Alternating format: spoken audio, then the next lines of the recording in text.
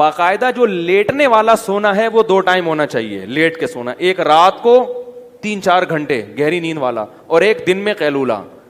اس کے بعد اگر درمیان میں کہیں نیند آتی ہے نا, جیسے کیونکہ یہ بھی بڑا لمبا, آپ سو گئے رات کو 10 بجے گہری نیند, 11, 12, 1, 2 بجے اٹھ جائیں آپ, 4 گھنٹے بہت ہیں.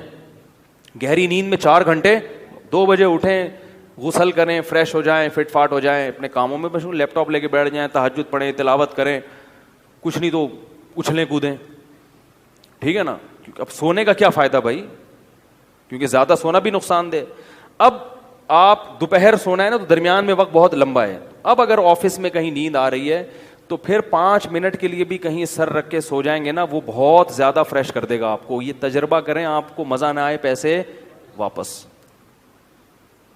آپ دیکھو آپ کا ٹائم اتنی کم ڈیوریشن ہوگا نیند کا, باقی سارا ٹائم کام کے لیے بچے گا اور ہر وقت فریش رہیں گے آپ. یہ باتیں بتانے کے لوگ 50-50 ہزار روپے لیتے ہیں, جو میں آپ کو فری پھوکڑ میں بتا رہا ہوں, سمجھ رہے ہو. ایک بندے سے لیتے ہیں جو فری پھوکڑ میں بتا رہا ہوں میں. اور یہ باتیں بھی ہم نے پیسے دے کے سیکھی ہیں, فری میں بھی نہیں ملی ہم کو. سمجھ میں آ رہی ہے بات.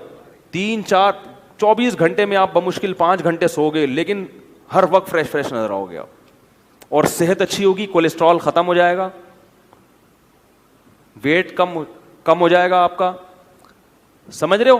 تو جب درمیان میں نیند آئے نا تو لیٹ کے نہیں سونا, ایسے سونا ہے جیسے گورنمنٹ کے آفیسر دفتروں میں سوتے ہیں, پولیس والے جیسے تھانے میں سوتے ہیں. وہ باقاعدہ لیٹ کے نہیں, وہ ہر وقت ایسے منہ پہ ٹوپی رکھ کے سو رہے ہوں. FIR کٹوانے جاؤ تو خراٹے لے رہے ہوں گے, اٹھانا پڑتا.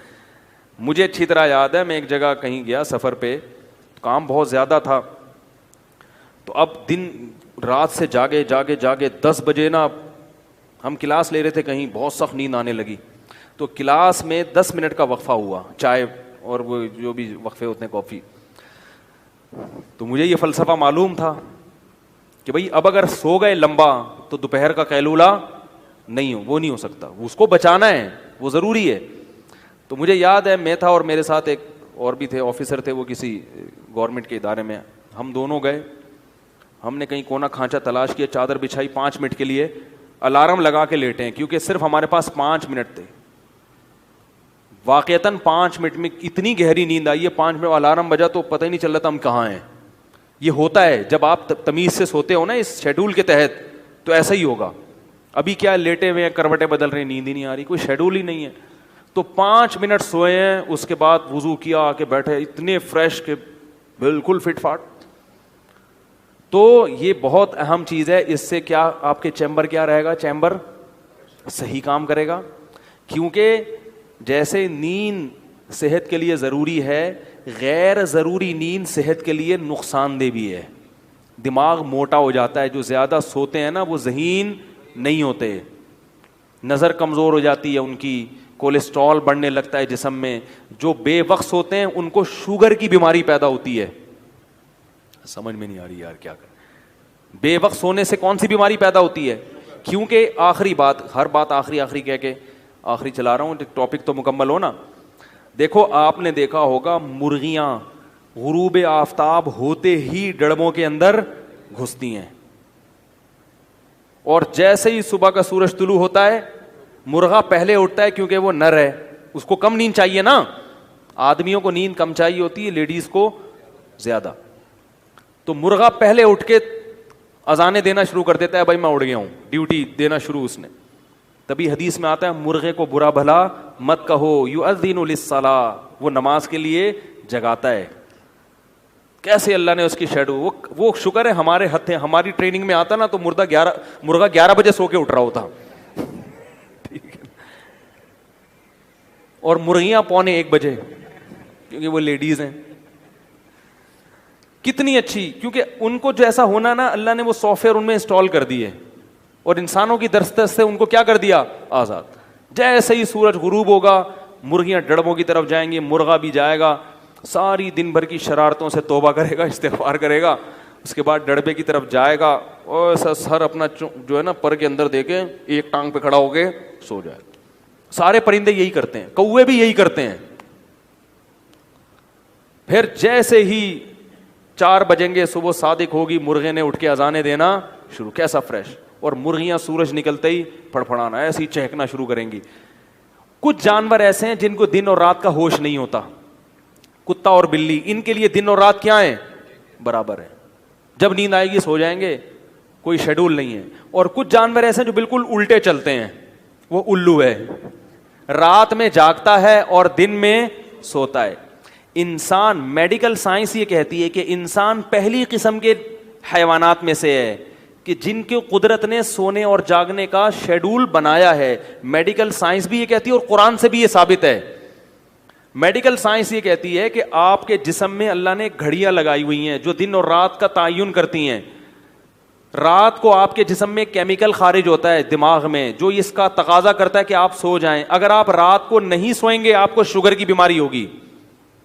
ہمارے ایک جاننے والے تھے, شوگر کے بچنے کی ہر ممکن کوشش کی مگر پھر بھی شوگر ہو گئی. ڈاکٹر نے بتایا کہ آپ چونکہ رات کو جاگتے ہیں دن میں سوتے ہیں اس لیے شوگر ہوئی ہے آپ کو. آپ سرچ کر لیں نیٹ پہ جا کے, آپ کو پتہ چلے گا کہ رات کو دیر سے سونے سے کیا پیدا ہوتا ہے. بلی رات کو دیر سے سوئے گی, شوگر نہیں ہوگی, کیونکہ بلی ان حیوانات میں داخل نہیں ہے جن کا انسان کا شیڈول اللہ نے بنایا ہے.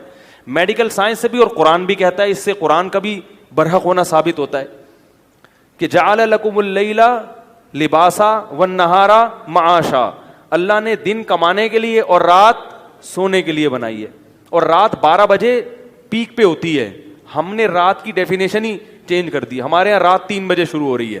رات کا مطلب عشاء, عشاء کا وقت رات داخل ہو گئی اور 12 بجے رات اپنی انتہا پر ہوتی ہے.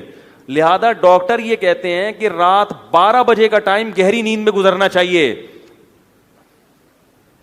آدھی رات 12 بجے ہو چکی ہوتی ہے اور ہمارے یہاں 12 بجے سوچ رہے ہوتے ہیں اب کیا پکے گا گھر میں, ہیں 12 بجے کیا کر رہے ہوتے ہیں, آج کیا پکے گا. میں بتاتا ہوں نا ادھر کراچی میں حال کیا ہو گیا ہے. میں نے ایک دوست کے ساتھ کہیں بازار جانا تھا, کوئی چیز خریدنی تھی, تو میں انتظار کر رہا ہوں, صبح سے انتظار کرتے کرتے تھک گیا, فون کر رہا ہوں اٹھا ہی نہیں رہے. دوپہر 2 بجے فون ملا ان کو, 2 بجے انہوں نے کال اٹھائی, کہہ رہے میں ناشتہ کر کے پہنچا. 2 بجے دوپہر کیا ہو رہا ہے, ناشتہ ہو رہا ہے. تو ابھی تو جوانی ہے, چل رہے ہیں, تھوڑی دیر میں لڑکنا شروع, ختم, جو مرضی کر لو, اور دماغ الگ خراب ہوتا ہے. تو رات 12 بجے, ٹھیک ہے نا, کیا کہہ رہا تھا میں, نہیں میں پرندوں کی مثال دے رہا تھا. کچھ پرندے ایسے ہیں, بلکہ اکثر 99% پرندے ایسے ہی ہیں کہ ان میں سافٹ ویئر اللہ نے ڈال دیے ہیں, تو انسان بھی انہی میں داخل ہے. اور کچھ ایسے ہیں جن میں دن اور رات کا کوئی ہوش نہیں ہوتا. تو کچھ انسان ایسے ہیں جو اپنی فطرت سے ہٹے ہوئے ہیں. اور تیسری قسم میں جس کو الو کہا جاتا ہے, وہ رات کو جاگتا ہے اور دن میں سوتا ہے. تو جو لوگ جن کا شیڈول یہ ہے نا کہ وہ رات کو جاگ رہے ہیں, پوری رات جاگتے ہیں اور پھر دن میں سوتے ہیں, تو وہ کن لوگوں کی فہرست میں داخل ہیں, معذرت کے ساتھ الو. یعنی وہ انسان کی فطرت کے بالکل اپوزٹ چل رہے ہیں. تو بھائی اگر آپ بالکل نیچر پہ نہیں آ سکتے تو بالکل اپوزٹ تو نہ چلو, اللہ کے بندو آ جاؤ, صحیح ہے نا, تھوڑے سے الو بن جاؤ, مکمل الو. تو جو الو کے کام ہیں وہ آج حضرت انسان کر رہا ہے, تو بیمار تو